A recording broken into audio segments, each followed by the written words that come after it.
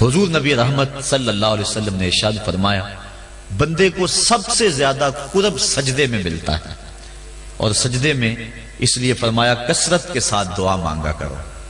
اور ایک روایت کے لفظ ہیں کہ جب بنی آدم اولاد آدم سجدے میں سر رکھ کے سبحان ربی العالی کے نغمے الاپتی ہے تو شیطان پیٹتا ہے، روتا ہے، چیختا ہے کہ مجھے سجدے کا حکم دیا گیا اور میں نے انکار کر کے اللہ کی ناراضگی مول لے لی اور جہنم کا حقدار بنا، اور اس کو سجدے کا حکم دیا اور اس نے سجدہ کر کے اللہ کی رضا حاصل کر لی اور جنت کا حقدار بن گیا۔ شیطان کو ایک سجدے کا حکم دیا گیا تھا لیکن اس نے اسے ایک سجدے سے بھی انکار کر دیا۔ فرشتوں کو ایک سجدے کا حکم دیا گیا تھا لیکن انہوں نے 2 سجدے کیے۔ یہ جو ہم بھی نماز پڑھتے ہیں ارشاد ہے ورکعوا واسجدوا، رکوع کرو اور سجدہ کرو، تو اسی طرح کا حکم ورکعوا ہے اور اسی طرح کا حکم واسجدوا ہے۔ رکوع کرو اور سجدہ کرو، رکوع ہم 1 کرتے ہیں، سجدے 2 کرتے ہیں، یا تو پھر رکوع بھی 2 کیا کریں یا پھر سجدہ بھی 1 کیا کریں، چونکہ امر ہے امر، اور امر تکرار کا تقاضا نہیں کرتا اور نہ اس کا احتمال رکھتا ہے۔ میں آپ کو ایک بات کہوں تو 1 مرتبہ آپ اس کو تسلیم کر لیں جو امر کی تعمیر ہوگی، تو امر تکرار کا تقاضا نہیں کرتا، تو کہا گیا سجدہ کرو تو 1 سجدہ کرنا واجب تھا لیکن ہم سجدے 2 کرتے ہیں۔ تو علماء کہتے ہیں کہ جب فرشتوں نے سجدے میں پیشانی رکھی اور سبحان ربی العالی کے نغمے الاپے اور سجدے سے سر اٹھایا، دیکھا کہ ایک اکڑا کھڑا ہے، پھر دوبارہ سجدے میں سر رکھ کے سبحان ربی العالی کہنا شروع کر دیا، میرے مالک تیرا شکر تو نے ہمیں سجدے کی توفیق عطا فرما دی۔ اس لیے سجدے 2 ہو گئے اور رکوع 1 رہا۔ سجدہ انتہائی ذلت ہے اور عبادت کا انتہائی درجہ ہے۔ سجدے میں سر رکھ کے جو دعا مانگی جائے اللہ اس دعا کو رد نہیں کرتا۔ شیطان نے اللہ کے روبرو اس کی عزت کی قسم کھا کے کہا مجھے تیری عزت و جلالت کی قسم، میں تیرے بندوں کو تیرے تک نہیں پہنچنے دوں گا، ان کے دائیں سے آؤں گا، ان کے بائیں سے آؤں گا، ان کے آگے سے آؤں گا، ان کے پیچھے سے آؤں گا، ان کی چاروں سمتیں گھیر لوں گا اور ان کو تیرے تک نہیں پہنچنے دوں گا۔ حضور فرمایا ظالم 2 رستے بھول گیا،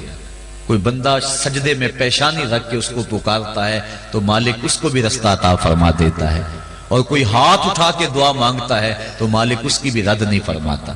بلکہ حدیث کے لفظ ان ربکم حیی کریم یستحیی من عبدہ اذا رفع یدیہ ان یردہما صفرا، تمہارا رب سخی بھی ہے، زندہ بھی ہے، کریم بھی ہے۔ بندے جب اس کے سامنے ہاتھ پھیلا کے دعا مانگتے ہیں اللہ فرماتا ہے مجھے شرم آتی ہے ان کے اٹھے ہوئے ہاتھوں کو خالی کیسے موڑ دو۔ تو بندے اس کے حضور جب مانگیں مطالبہ کریں تو مالک بندوں کی دعاؤں کو قبول کرتا ہے۔ تو یہ 2 راستے کھلے ہوئے ہیں، ہاتھ اٹھا کے دعا مانگیں یا سجدے میں سر جھکا کے دعا مانگیں، تو مالک اپنے بندوں کی دعا کو قبول فرماتا ہے، شرف قبولیت بخشتا ہے۔ سجدہ بندگی کا اظہار ہے، اور انسان جتنے مرضی مرتبہ کمال پہ پہنچ جائے اس کے لیے اعزاز یہ ہے کہ وہ بندہ ہو۔ حضور معراج کی قربت خاص میں جب پہنچے اور مالک نے اپنے محبوب سے پوچھا بیما اشرفک یا احمد، پیارے بتا تجھے کس چیز سے نوازا جائے، تو اس قرب خاص میں محبوب نے کیا انتخاب کیا اور کس چیز کا مطالبہ کیا۔ حضرت امام غازی نے لکھا اور بھی علماء نے، ملا جیون تفسیرات احمدیہ میں لکھتے ہیں کہ حضور نبی رحمت صلی اللہ علیہ وسلم نے اس قرب خاص میں اللہ کی بارگاہ میں عرض کی بنسبتی الیکا شرفنی بالعبودیہ، اے اللہ ساری زندگی سجدوں میں پیشانی رکھ کے میں کہتا رہا ہوں کہ تو میرا اللہ ہے، آج تو بھی تو کہہ دے کہ تو میرا بندہ ہے،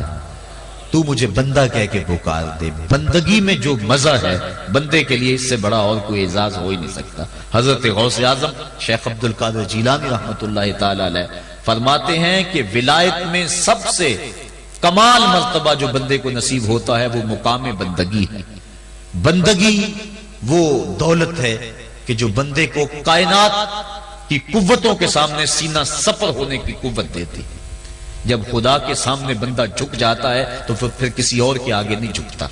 یہ درس ہے توحید کا، یہ سبق ہے سجدے کا۔ اللہ کو سجدہ کرنے والا کسی اور کے آگے پیشانی نہیں جھکا سکتا،